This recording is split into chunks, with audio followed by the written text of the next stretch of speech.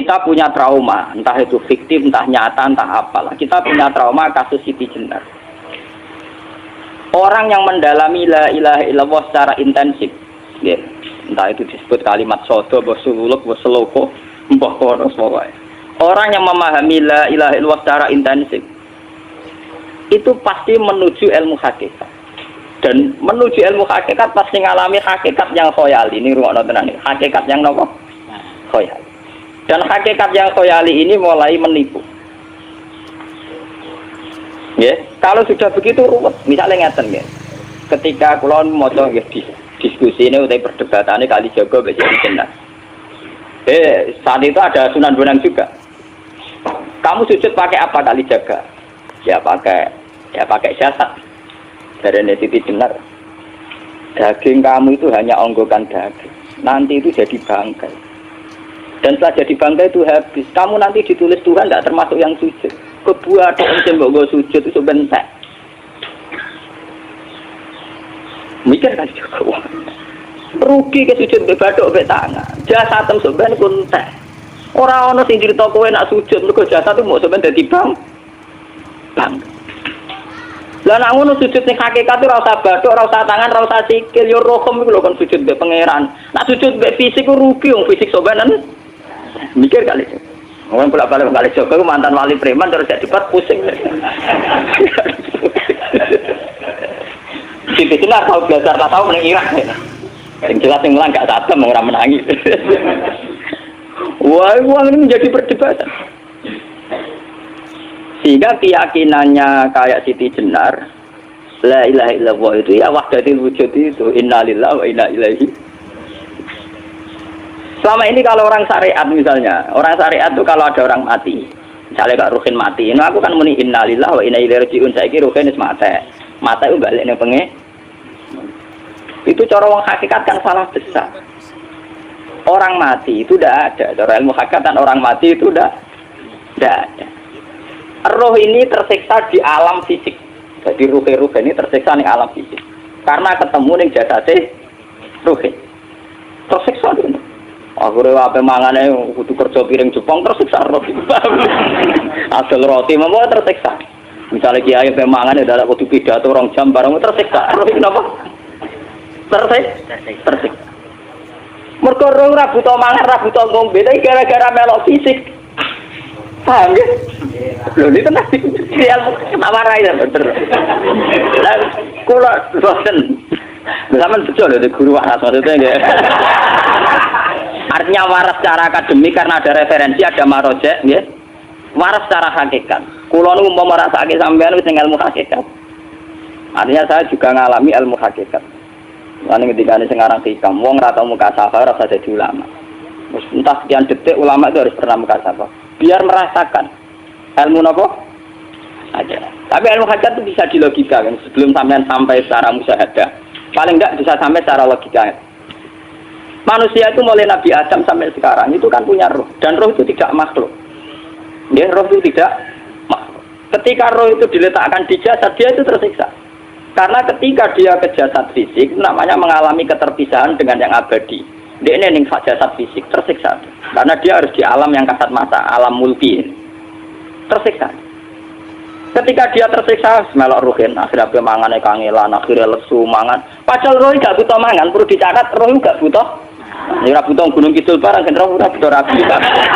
Paham kan? Ora butuh putus cinta, ora butuh pegatan, ora butuh macam-macam. Paham? Tapi karena dia nempel jasad sing butuh mangan, butuh rabi, butuh wedoan macam-macam. Akhirnya roh tersiksa. Suatu saat kalau roh ini dalam bahasa manusia mati, ini dalam bahasa manusia mati. Ini hakikatnya roh itu tidak mati, dia kembali ke habitatnya. Ini disebut innalillah. Kita ini dari awal ya dengan Allah. Wa inna ilaihi juga kemudian nanti kita pasti kembali ke Allah. Dan itu diyakini betul oleh orang wahdatul wujud. Jadi kalau roh mati itu ya tidak ada mati. Terus sekarang itu kembali karena sudah lama mengalami keterpisahan mergo melok fisik-fisik dan ono kerja dasinan, ono nggo proposal ruwet roh melok. Paham itu? Kita di roh itu napa melok roh? Lah roh ya tersiksa, aku ora butuh mangan, ora butuh proposal, bocah ngalor. Itu tersiksa. Makanya dalam cerita-cerita Jalaluddin Rumi yang otentik kitab-kitab begitu. Ketika beliau mau meninggal, muridnya itu nangis. Dari Jalaluddin Rumi, kamu jangan nangisi saya ini mau pesta, saya ini mau pesta perkawinan. Kamu tidak merasakan penyesalan saya ini lama menyesal, karena harus hidup bersama kamu. Terus saya ini tersiksa karena ngalami alam yang rusak, yang fana. Alam yang fana. Harusnya roh saya itu di alam abadi, bukan di sini. Maka jangan tangisi kematian saya. Kematian saya adalah kembalinya roh ke habitatnya. Semenjak itu kematian dianggap malam perkawinan karena roh kembali. Walhasil ngono iku cara ilmu tasawuf bahasa Arab jenenge wahdatul wujud, kena Jawa Yogyakarta Solo keadaan iku jenenge manunggaling kawula. Mergo sing rawan ngono rugen lho, Pak. Nek tak terangno detail. Dadi bathuk mesti iki buku sujud kan niku sampeyan ilang. Dadi seksine ora ono cara teorine sinten Siti rugi kowe. Wis jenenge ya kentur. Kali coba mantan preman jak debat terus ngono mbok terus tak pateni kowe. Lah debat iki biar iso. Premane kumat.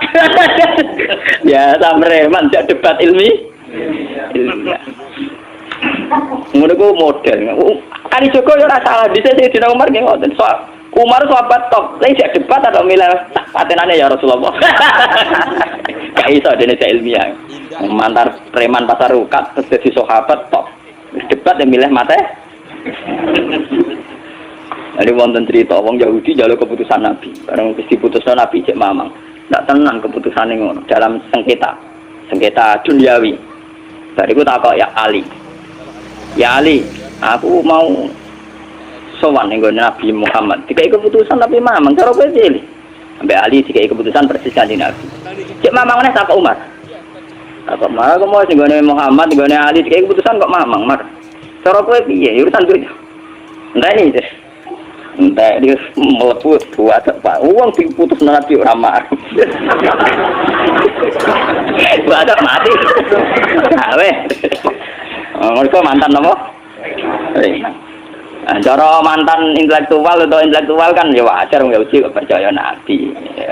Kan bareng cara Ali sedera. Gak percaya wis kandhane. Ora mesti ali jangan. Lah ora apa patene. Ya wajar wong Yahudi kok percaya Nabi, nek percaya ora gitu Yahudi Muslim. Lah ali itu Gus Dur. Are Gus Dur ra beda piye tenang. Ali nyen ngoten watake ngoten. Nasibe padha. Ali itu ilmuwan yang jadi presiden gak sukses. Sing niru Gus Dur. Mergo ning tinggal negara wong pinter mimpin ra sukses. Wong pinter gampang maklumi. Lah misalnya kita jadi kiai wong pinter, Pak Yai santri ini pacaran, maksud itu jangan ada cerita besok. Wah ruwet, terus malah dalil zinalina subuh syahwat ninan. Iya pondok tanpa pelaturan lah. Paham ya, ruwet dah. Malah aja geman, jadi itu teman-teman aja geman. Jadi biasa, ono syariat sidik-sidik. Sing kamane ono santri pacaran tersinggung, ono santri nakal tersinggung, sing ono rasane lha dunya ono napa? Jadi nak meguru kula nu urusan ilmu semi hakikat. Mon gitu. Sehingga kayak Siti Jenar, cara pandang Siti Jenar itu masuk betul ning gone pemikiran para santrinya. Kados Ki Ageng Pengging siapa masuk betul karena masuk akal. Cara mereka napa? Betapa tidak ada artinya fisik ini. Nah, kalau semua fisik ini tidak ada artinya, kemudian yang ada artinya itu roh, perjalanan apa? Perjalanan roh, sehingga diartikan inna lillah wa inna ilaihi raji'un. Inna sholati wa nusuki wa mahyaya wa mamati lillah. Lah kemudian sekarang sampean tak tanya misalnya ini latihan ilmu hakikat. Wa mahyaya lan penguripan ingsun. Kalau ingsun itu artinya fisik atau jasad, itu keliru besar karena jasad tidak pernah hidup. Yang hidup itu roh. Paham ya? Sekarang artinya wama mati itu apa? Kematian ingsun. Kalau roh itu tidak pernah mati, berarti kematian roh adalah keterpisahan dengan yang agung atau yang abadi. Dan semuanya itu lillahi rabbil alamin. Sehingga mereka mengatakan kematian itu satu pesta. Mulane kados Bilal ditakoki, ya Bilal, ketika murid-muridnya nangis bergape mati, Bilal ki seneng ae. Badan nalfal akhibah Muhammad dan wakisbah. Kalau nak mati malah senang loh ketemu kekasihku. Sebab itu kematian tidak pernah jadi problem bagi mereka sing soleh, sing menembus ilmu hakikat. Paham? Tapi ilmu hakikat kayak ini itu yang diyakini Siti Jenar, diyakini Jalaluddin Rumi, diyakini para wali-wali wahdatul wujud. Dulu Syekh Husain sinten Al-Halal. Itu kemudian melahirkan prahara syariat. Prahara apa? Syariat. Sebab itu Wali Songo, oke Siti Jenar benar dalam filosofinya, tapi harus dibunuh karena menjadi prahara syariat.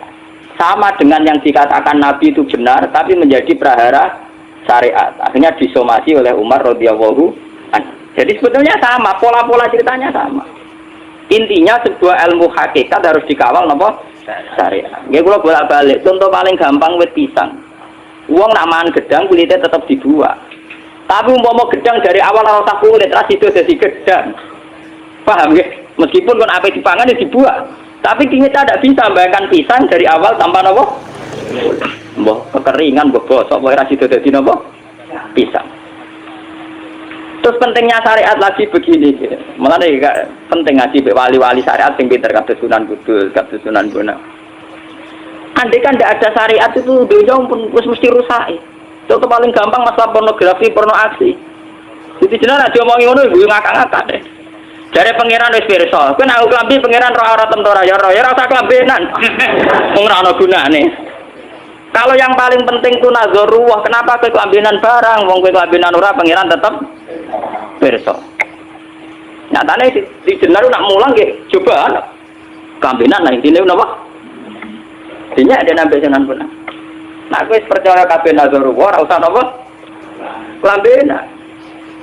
Tetapi teori ora usah klambenan iki dinggo tenan. Mulane nek pas wiridan aliran sesat ciri utama.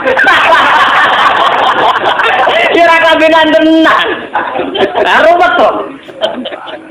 Lha iki tenan iki cerita. Iki pentingnya ngaji nggih. Ben sampean ngerti variasi riwayat kemudian kita orang syariat harus kayak apa, kemudian kenapa menjadi aliran wahdatul wujud. Lah terus kita ini ya, kita ini kan orang syariat. Mang kalau manung syariat itu akeh kok sampean-sampean siji mesti ra kramat. Modele ora di dhuwit ya bingung. Urip wong syariat lho apa? Dineng bojo wedi, dineng tangga wedi, pengaruhe menurun. Pancen orang syariat itu banyak kriminal tauhidnya itu mang jelas. Mulane kiai-kiai fikih nek ketemu kiai-kiai sing setengah jadah wedi mergo iso nebak atine. Ndekne meriang langsung. Sing kiai ra tau salat keramat padahal ngambungan wong. Sumudina salat pas waktu kok ora tau keramat. Wong ape buah utang tanggane iku keramat apane? Sing kono ngawur-ngawur sowan pirang. Meriang mulai syariat ngadepi wong hakikat napa? Mulane jogeman dadi wong syariat sing ngene iku bahaya. Nah kula mboten ngarah. Sampai dadi wong syariat sing ra keramat. Bahaya sekali itu bagi perjalanan agak. Kalau sering ketemu kiai-kiai yang terkenal keramat di dua duk tiang hakikat. Si tantang kocok-kocok kalau wani, nah tantang aku tetap rawani kok. Mikir deh. Karena orang yang sama-sama ke jalur hakikat tetap punya alamat, tetap wonten sima diuji menasari. Cara pandangnya mesti sama. Kalau nanti ketemu murid, ya artinya yang ikut aliran Siti Jenar. Dia ada sholat, ada apa, hidup di satu tempat gitu. Padahal dia bisa baca Ihya. Dulu pernah mondok di Mekah, pernah di Irak. Itu ya meresahkan para kiai. Kemudian sebagian mereka minta saya suruh ketemu. Ya walhasil kalau ketemu pertama gitu. Jelas Gusbah. Tapi zaman roh jenengku terperata arani muka sapa. Nggih biasa mawon. Kula ora usah kenal jenengan nggih kenal. Dadi kula biasa mawon. Lalu pernah ngajar ajaran saya Gus ning donya tak enteni mau turu ngenteni mati ngono Gus kok repot. Ijaban kula terus enak. Sampai sare wong hakikat wong ngenteni mati bareng. Ya mati yo saiki iku. Selasa ngenteni saiki padha-padha wis napa? Wis mati. Ya saiki wis padha-padha wis urip. Wis padha kabeh. Nah cara ilmu hakikat kan terus sama semua. Napa? Sama semua. Tadi makanya itu tadi. Kalau baleni malagi, logika hakikat itu begitu ya. Roh itu ditiupkan oleh Tuhan ke kita. Kemudian roh karena ikut alam fisik, alam jasad, roh ngalami yang kita alami. Ya. Ketika roh ngalami yang kita alami, dia tersiksa. Nah, ketika roh sudah terpisah dari jasad yang mengekang, yang memenjara ini, dia senang terus kembali ke Tuhan. Ini disebut inna lillahi wa inna ilaihi. Nah, jasad ini kemudian menurut ilmu hakikat tidak ada gunanya sama sekali total. Hilang di telan tanah. Lah kalau begitu jasad iki nak mbok agul-agulan. Gusti bathuk kula tak nggo sujud tangan kula ndi buktine tanganem wis ra ono. Bathuk wis ora. Mulai dari Siti Jenar, hanya wali bodoh kayak kalian yang punya ajaran bodoh begitu. Malah rasupan terus. Mulane Sunan Kalijaga semangat kan mata ini berko tambah omongane glodro dindi. Tapi yang enggak disadari Siti Jenar yaitu tadi. Inti dari ilmu hakikat itu kan tunduk sama kersane Tuhan. Kalau sudah tunduk pada kersane Tuhan, kalau kersane Tuhan roh kita harus di jasad. Dan wujud jasad kita ini juga karena kehendak Tuhan. Kenapa yang wujudnya jasad yang karena kehendak Tuhan engkau ingkari? Sementara wujudnya roh tidak kamu ingkari. Toh wujudnya jasad ya bi iradatillah wa bi masyiatillah. Wujudnya roh ya bi wujudit bi masyiatillah wa iroh. Harusnya fungsi jasad juga harus kamu akui toh Siti Jenar. Wong sekarang kita punya jasad ya bukan karena kita, karena kehendak Allah. Kenapa kamu ingkari? Berarti kamu ingkari kehendak meneng Siti Jenar.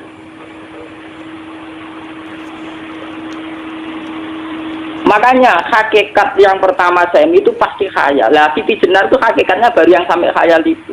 Sehingga dia tersesat. Sebetulnya kalau sudah hakikat beneran itu tidak perlu khayal begitu. Artinya tidak perlu khayal jasad kita yang senajan ora ana gunane ini. Tetap piye wae wujudnya karena kehendak Allah. Juga kita harus terima.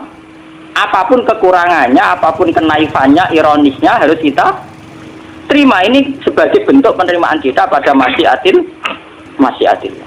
Begitu juga keadaan roh kita sebagai penerimaan atas masyiatil. Meskipun ada teori-teori roh yang lebih valid. Lebih valid misalnya begini. Kanjeng Nabi itu suatu saat ininya terputus karena perang Uhud. Itu Kanjeng Nabi dia dolanan dirijine ini. Napa cara niki napa jari jemari ini Nabi putus. Dia dolanan. Jadi Nabi sendiri kadang sering ngajarkan ilmu hakikat. Hal laki illa usbun udmiyat wa fi sabilillahi ma laqitu. Kowe ora trimo fisik, bentuk fisik jari jemari sing ditetir berdarah. Tapi nak kue fisabilillah ayo wis balik ning habitat. Sehingga kenapa para sahabat itu ketika dicincang, ketika putus tangannya, putus kakinya, sahabat yang usul ke ilmu hakikat itu malah senang. Karena jasad kita ini kan ila sabilillah menuju jalan Tuhan. Sekali dia sudah terluka fisabilillah itu sudah menemukan formatnya. Cara teori Cina sudah menemukan formasinya. Paham gitu? Orang kok malah ngeluh itu berarti goblok kan ngeluh, paham tak? Paham ini apa? Jadi, makanya Nabi ngertikan, ya itu sudah ketemu formatnya. Ketika rohnya para syuhada nanti kembali ke Tuhan, ya ketemu formatnya lagi. Itu disebut wala taqulu lima yuqtalu fi sabilillahi amma. Dia tidak mati sesuai formasi awal, yaitu roh kembali ke Tuhan dan jasad ikut mengawal. Nah itu Nabi kadang ya pakai ilmu hakikat begitu. Mulane kula bolak-balik matur, kula nunggu mulai umur 20 tahun nopo pinten. Kula ngasih nggih gadah penyakit dan ekstrim penyakit saya. Sampai saat ini kula nak ngobatno ndak lebih 50% nggih karena saya tetap berpikir. Misalnya cara syariat kan berobat, tapi cara hakikat apa betul keberadaan saya di alam ini penting. Sehingga aku kepengen urip tak bela-belani ngantek atusan juta. Jangan-jangan penting mati ikuti bang uripku. Lah nak ngono lha apa tak bela-belani? Entek atusan juta. Jadi misalnya kita berobat ya mau ya cari nabi kan berobat ya berobat. Pokoknya kita Islam nggak sih mau geruduk kadang orang paham. Sekali kamu mengamati dengan sisi hakikat, coba sekarang sampean pikir, coba sekarang nggak pakai logika hakikat, pakai logika syariat saja. Saya ini misalnya asetnya 10 juta, misalnya, saya punya aset 10 juta. Tapi misalnya aku rugen awan atau dipengaruhi di masa depan sama nih, kalau kan soalnya cara teori di masa misalnya pulau rugen, artinya kere di duit 10 juta aset. Tujuan saya sembuh kan supaya aku iso sembuh sehat, engkau iso kerja untuk anak. Tapi karena saya sakit nanti operasi tidak 10 juta. Operasi tidak 10 juta. Wong aku repair mesti iso marisi anak. Apa mana nak duit 10 juta tak ada gue berobat malah jelas ra iso marisi. Lah nak ngono penting matiku ya dibagi 10 juta. Karwan iso diwaris langsung. Sementara anak aku mari dibiayai 10 juta, rong mesti mari 10 juta mesti entek. Artinya tidak ada jaminan kalau berobat itu secara visi ke depan lebih baik. Soalnya malah ngantek donya nggak jelas akibat positifnya. Misalnya tetap lumpuh, duit teori loh. Bahwa artinya apa? Teori hakikat tetap lebih benar bahwa hidup itu tidak ada artinya. Semua itu tidak ada artinya. Berobat apa mbak berobat semuanya tidak ada arti. Teori loh gini. Sehingga kalau kita tengah-tengah aja tengah-tengah, kados kula misalnya loro nggih berobat. Gusti separuh kula nglakoni syariat, tapi sebagai kula ulama fikih nggih separuh kula lakoni napa? Jadi kula tetep mboten ngarah obat 100%. Tapi orang ngarah berobat wong kula tiyang napa? Syariat. Tapi memang faktanya itu begitu. Cara Kanjeng Nabi kadang Kanjeng Nabi berobat. Kadang Kanjeng Nabi wis nikine tercincang gede guyonan. Wahal laki illa usbu'un udwiyat kowe ora kok tripi sing gak melok-melok. Nah, bukti bahwa jasad ini begitu tidak penting. Kayak Sayyid Hamzah. Menurut Sayyid Hamzah nganggep wahyu bentuknya raka-rukan. Kalau teori Siti Jenar itu benar, teori Jalaluddin Rumi benar teorinya ya, orang kok rasolate oke, maksudnya kena nganut rasolate. Benar cara analisis roh. Ketika Sayyid Hamzah dinyatakan mati oleh manusia, oleh hukum manusia dinyatakan mati karena dia sudah tidak bergerak.